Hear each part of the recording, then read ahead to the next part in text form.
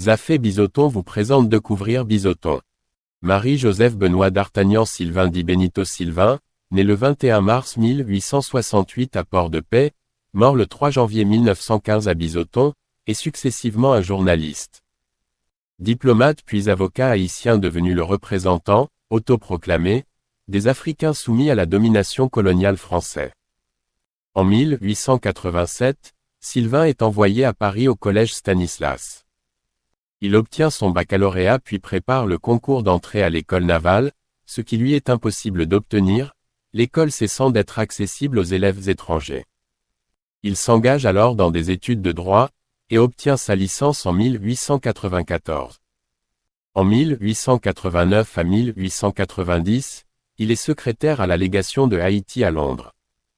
En 1890, il devient journaliste et fonde à Paris un journal hebdomadaire, La Fraternité, organe des intérêts d'Haïti et de la race noire, qu'il dirige jusqu'en 1897. Le journal reçoit quelques contributions de Victor Schœlcher entre 1891 et 1893.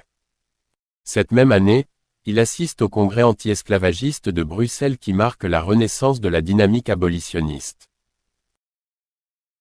En 1893, il est personnellement récompensé en 1893 par le grade d'enseigne de vaisseau de la marine de guerre d'Haïti à Bizoton.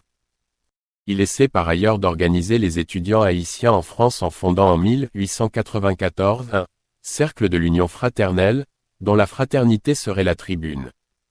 En 1891, il obtient de représenter l'Alliance française en Haïti. Il se fait admettre à la Société d'ethnographie de Paris en 1893 et obtient l'année suivante la création d'un comité oriental et africain qui dénonce avec véhémence les exactions coloniales en Afrique, suscitant des joutes verbales extrêmement vives avec certains missionnaires catholiques. En 1897, il part pour l'Éthiopie qui vient de remporter la bataille d'Adwa face au colonialisme italien. On ne possède sur ses 3 séjours en Éthiopie que son témoignage personnel consigné dans un journal de route où il raconte ses entrevues avec le Négus Négeste Ménélique de Kiel. Aurait conseillé dans ses relations avec les puissances européennes et renseigné sur la diaspora noire en Europe, aux Antilles et en Amérique.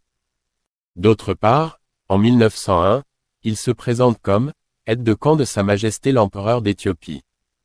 En 1900, il assiste au congrès anti-esclavagiste qui accompagne l'exposition universelle de Paris et il propose une communication.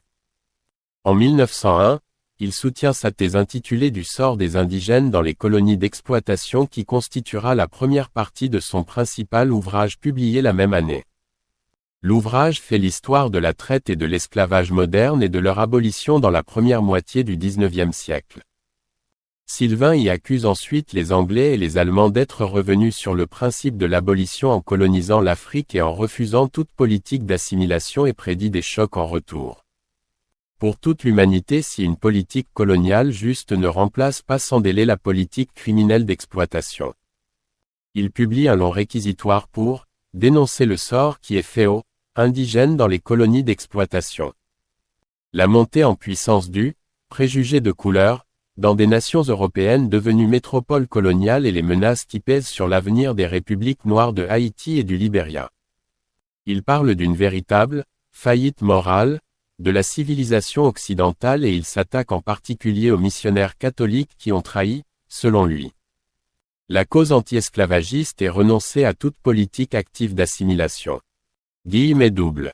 L'une des dernières traces laissées par Sylvain est une conférence prononcée à Lille le 23 mars 1905 et dont un compte-rendu analytique est donné dans la revue de géographie de Lille, en 1906. Il est présenté comme un homme de cœur et un apôtre fervent, au service d'une cause juste mais désespérée. Le 15 août 1905, il publie dans le quotidien Le Matin une tribune annonçant la fondation le 1er juin de la même année de l'œuvre du relèvement social des Noirs, avec l'approbation du pape Pie X. Il sera considéré par la suite comme l'un des cofondateurs du panafricanisme.